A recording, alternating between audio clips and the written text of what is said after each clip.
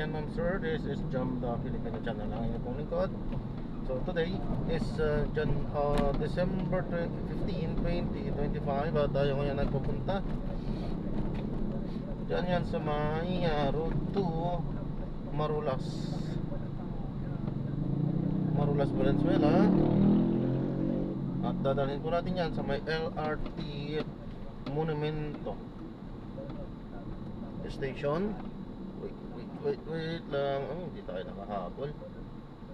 Wala, hindi tayo makabilis kasi dito. Mapakit ng kalsada. Excuse me po. LRT Monumento Station. Diyan naman sa may Grace Park West, Caloocan City. Okay. So disclaimer lang po, ang content po natin ay kalsada at hindi ang passenger. Kaya nga naman sakasakali mo po na may marinig kayo mga pangalan ng lugar, pangalan ng tao, pangalan ng organizations, government o private man yan, ay wala pong kinalaman ng channel nito. At wala pong pinapatungkulan. Lahat po na pinag-uusapan dito ay pawang dito lamang po yan sa loob. At wala pong pinapatungkulan sa labas. Okay po? Babalik po tayo mamaya konti pag nakuha na po natin sila. At samantala, makinig tayo ng mga nagbabagong balita at mga talakayan habang tayo papunta doon sa ating take-out area.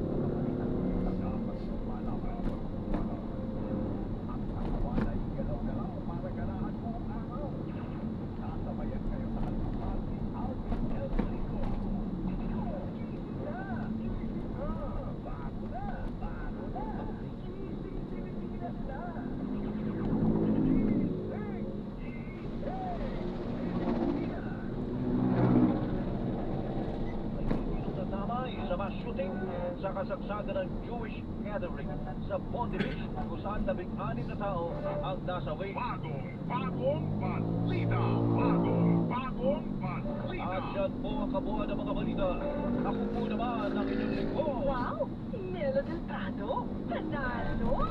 Standby na! Mga kapuso, si Alan Datos, eto na! Nako! Eto na, ayan na. Monday Madness. Ayan, eto na. At mabigat na po ang daloy ng trapiko. It's sa southbound. Alan Datos, standby. Si Mark Makalala at libre sakay sa MRT3 para sa mga estudyante. Manny Vargas, Maynila. Christian Manyo, Southern part ng Metro Manila. News ninyo, Tim Paramelo. 11 minuto na po makalipas ang alas 6 ng umaga. Radyo na TV Pamelo, palabanan ng fake news. Dapat totoo. Melo del Prado sa Super Radio DCWB.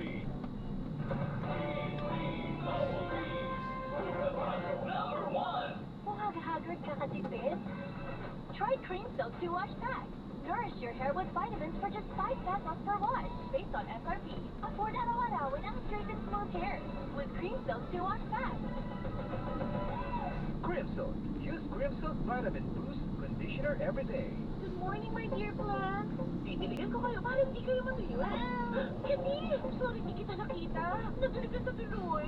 Good eyesight makes perfect moments for expert eye care, state-of-the-art facilities, affordable eyewear. Go to EO. EO, love your eyes. For expert eye care, come to EO Executive Optical with over 300 stores nationwide. EO Executive Optical.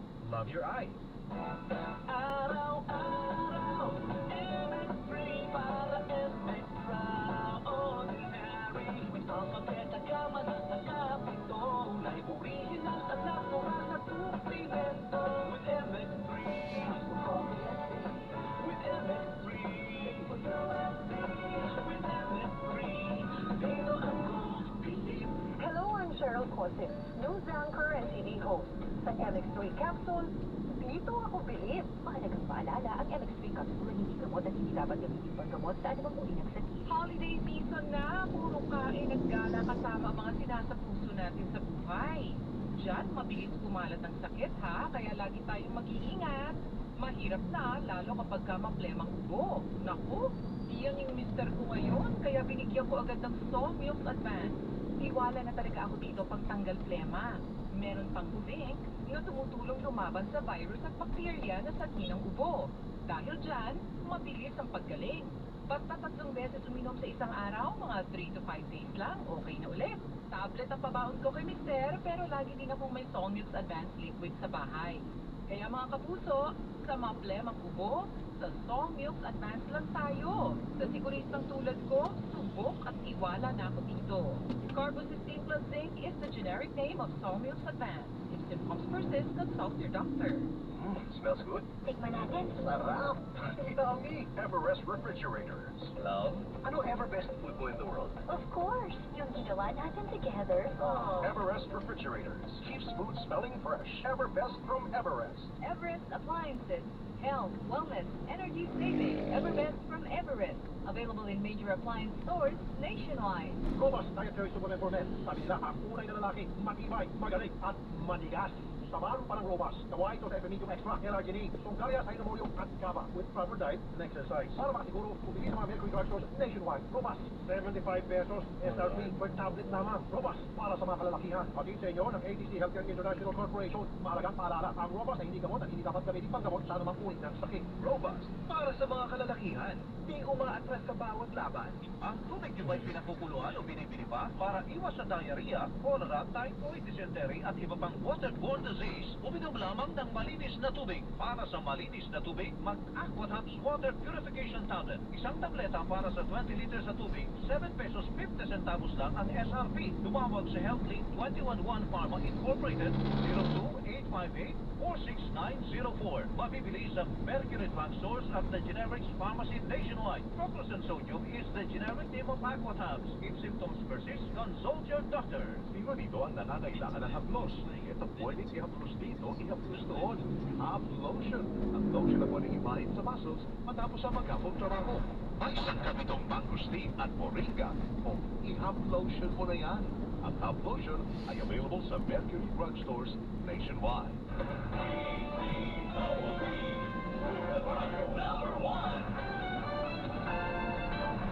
Hello! Hello! Melo del Prado, sa Super Radio, Ayan. DC, Double B. May papanoorin tayo bago at pinapanood na po natin. Nag-umpisa na po yung Bicam na nila live stream. Kakaiba ito para makita natin kung paano po inihahanda ang ating budget dun sa Bicam level. Senado at saka ang House of Representatives. Maganda po ito dahil nakikita natin kung paano usad na maayos. Dapat maayos.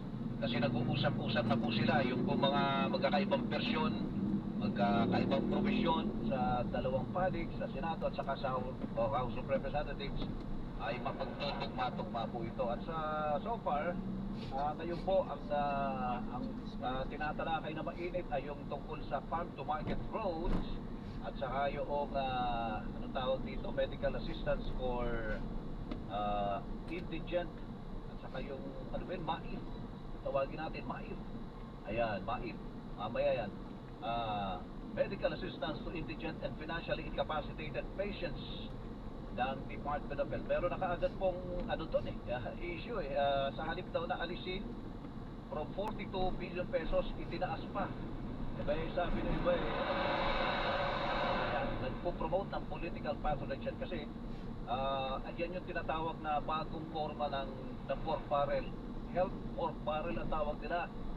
Yung mga nangangailangan dyan para sa kanilang pantustos sa pagpapahospital, pupunta kay congressman at manghihingi ng tulong, di ba? Alam niyo naman ang kapalit nun, di ba? Alam niyo naman, kailangan kayo ay kay congressman boboto. Yan ang ibig sabihin niyan. Mga kapuso, isa pa sa pinag-uusapan ay yung anti-political dynasty. Ano po mataas daw ang posibilidad na pumasa. Pero depende. Ito po sinasabi ni Congressman Zia Alonto Adjong, Lanao del Sur Representative, Chairperson ng House Committee on Suffrage and Electoral Reform. Meron pong 13 bersyon ng anti-political dynasty bill ang natatanggap na ng komite at kasama ito sa mga prioridad ng Legislative Executive Development Advisory Council o LEDAC. Pagsasama-samahin po ito. At isa po sa mga tinanggap na dyan na bersyon ay yung bersyon ni na Speaker Faustino D. Ayan, at saka ni Majority Floor Leader Ferdinand Alexander Sandro Marcos. Marami po tumataas ang kilay. House Bill number 6771. Lalo dun sa Section 5 ng naturang panukalang batas na nagbabawal sa mga mag-aasawa, magkakapatid at magkakamag-anak within the 4th degree of affinity or consanguinity na naghahangad ng posisyon sa gobyerno, elective position, sa pagtakbo mga kapuso sa magkaparehong posisyon, elective levels. Samantalang ito po'y pinapalawak mga kapuso up to 4th degree consanguinity. Kailangan sinasabi po pwede pa rin, kasi may butas pwede pa rin tumakbo ang mga magkakamag-anak na yan sa iba-iba naman na mga posisyon. At sinasabi lang kasi safe elective levels ang pinagbabawalan, pero pwede pa rin sila. Ibig pala sabi ni Congresswoman Laila de Lima, pwede pala sa iba't ibang mga national and local positions mula sa Kongreso hanggang sa barangay. Super Radio. Yun ang butas nun. Melo del Prado sa Super Radio DZBB. Kaya kailangan tingnan natin yan, bantayan natin yan. Hindi lang po ang political dynasty ang nai-refer natin sa atin, hindi lang din po yung reform party list at nai-refer sa atin, pati po yung strengthening the political party system of the Philippines, imposing the anti-presidential provision. Kasi nakikita po natin kung sino po yung naungkong ruling party in the administration ay nagsisipata na nagkakaroon po ng exodus, no? Para po sa Biblia na lilipat po sila na isang lugar exodus para po ang gusto nila ay may mas malapit sila sa center of gravity. So we want to make sure that that will not happen ever again. Political dynasty. Ang political dynasty, nasa constitution na yun na bawal Kaya lang walang enabling law.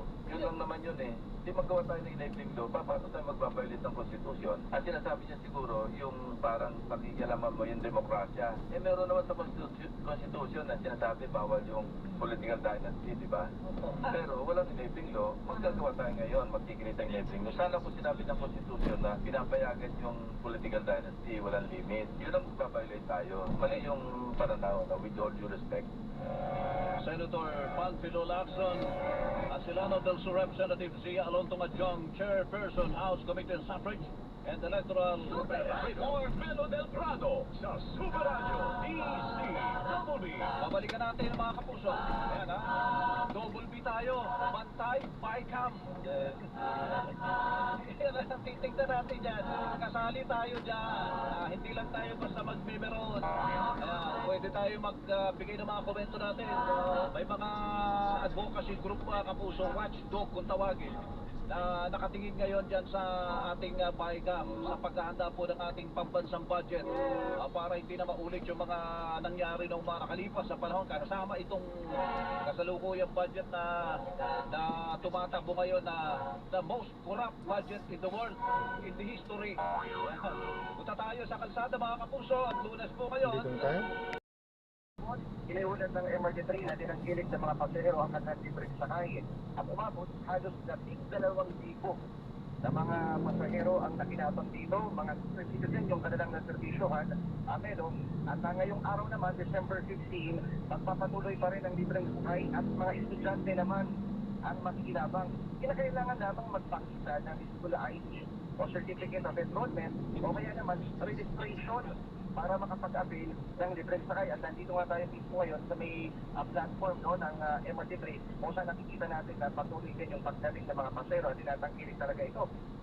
Bukas, December 16, may libreng sakay pa rin. Ay, bukas Para na naman bukas, ito sa mga overseas Filipino worker. Oo. Okay, mga OFW naman. Pati yung kanilang pamilya kaya Pamilya. gusto nila.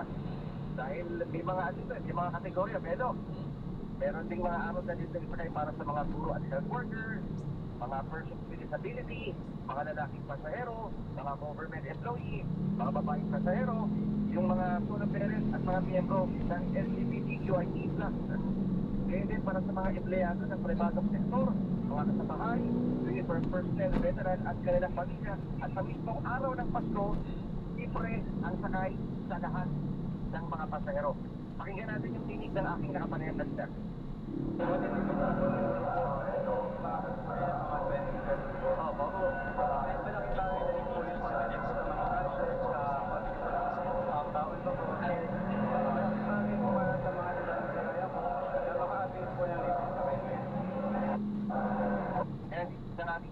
Dapat yung na 13 hanggang 20 pesos yung minimum hanggang sa pinakamataas na pasahe dito sa MRT3 na pwedeng gawin ng mga pasahero. Yun pala yung tinatawag na 12 days ng libre sakay, parang 12 days of Christmas para naman yan, no?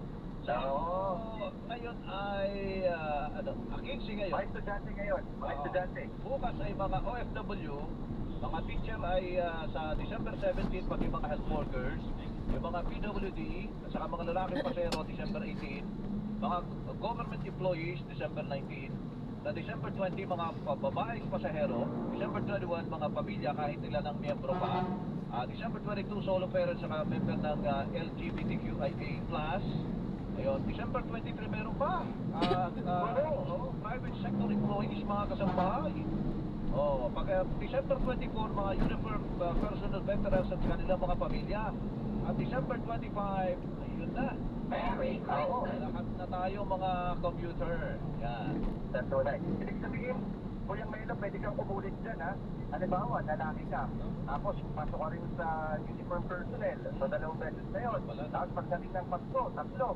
So, pwedeng hanggang maximum ng 3 ang kanya mong i-avail na libre sakay. At kung pumayag ka pa, At kung pumayag ka pa, pwede ka ulit.